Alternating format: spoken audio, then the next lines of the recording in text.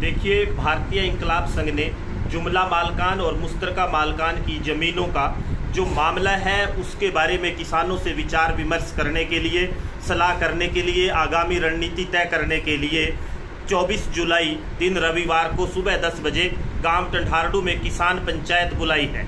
क्योंकि हरियाणा सरकार के 1991-92 के संशोधन और मौजूदा समय में सुप्रीम कोर्ट का फैसला आने के बाद जो किसानों की पुश्तैनी ज़मीनें, जुमला मालकान और मुश्तरका मालकान की ज़मीनें हैं, वो सीधे तौर पर सरकार ने पंचायतों की मलकियतों में तब्दील करने का और उनको किसानों से छीनने का तैयारी सरकार ने कर ली है।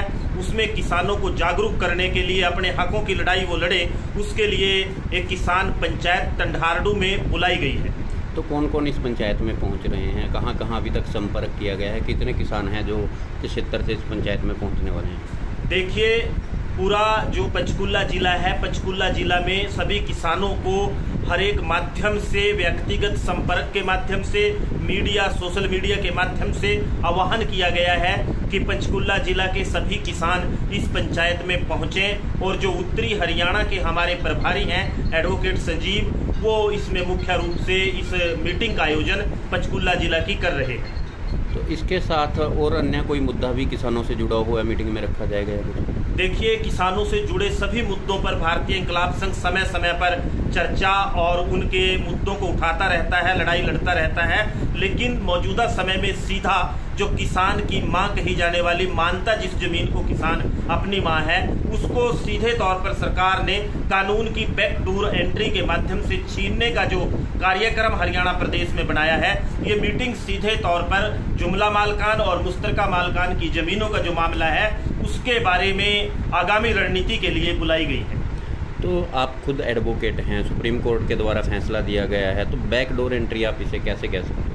देखिए, 1991-92 में हरियाणा सरकार ने एक संशोधन विधेयक पास किया था और पंजाब और हरियाणा हाई कोर्ट में हरियाणा के किसानों ने जब उस संशोधन को चुनौती दी तो उस संशोधन को पंजाब और हरियाणा हाई कोर्ट ने खारिज कर दिया। लेकिन सरकार उस फैसले के खिलाफ भी सुप्रीम कोर्ट में चली गई और सुप्रीम कोर्ट का फैसला किसानों के खिलाफ आया। अब सवाल पैदा होता है कि ये बैकडोर एंट्री क्या है।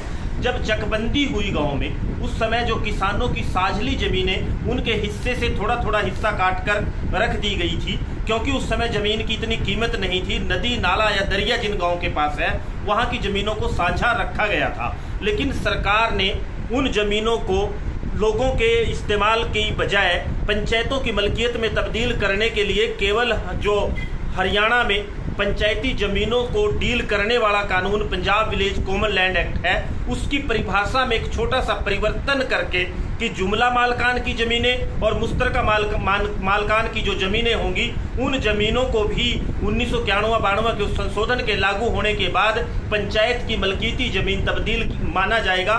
सुप्रीम कोर्ट ने केवल ये फैसला दिया है इस मामले में कि सरकार का ये कानून सही है, किसी कानून के खिलाफ नहीं है।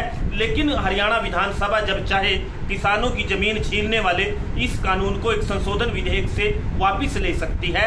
और ये हरियाणा सरकार ने जो 1991-92 में संशोधन के माध्यम से बिना कोई किसानों को मुआवजा दिए जमीन लेने का उनकी ये कानून बनाया था, ये सीधे तौर पर बैकडोर एंट्री है। क्योंकि देश का कानून और संविधान कहता है कि जो जमीनें किसानों की या किसी व्यक्ति की जायदाद सरकार ने अगर लेनी है तो उसका मुआवजा देना पड़ता है और ये बताना पड़ता है कि किस सार्वजनिक इस्तेमाल के लिए, किस राष्ट्र हित के लिए उसका इस्तेमाल किया जाएगा।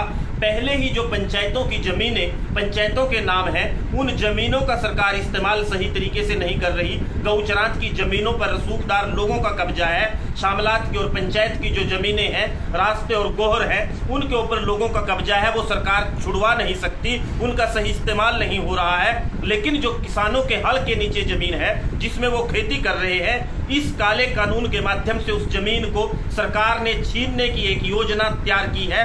और ये योजना सीधे तौर पर बैकडोर एंट्री और काला जो कानून मैं इसको कहूंगा, उसके माध्यम से सरकार ये जमीन किसानों की छीनना चाहती है। अब सवाल पैदा होता है कि सरकार सार्वजनिक उद्देश्य के लिए या लोगों के हित के लिए क्या इस्तेमाल इस जमीन का करेगी। सरकार के पास कोई नीति नहीं है। चाहे सरकार को इस्तेमाल भी करना हो, फिर भी वो काश्तकारों की जमीनें, किसानों की जमीनें बिना मुआवजे के ले नहीं सकती।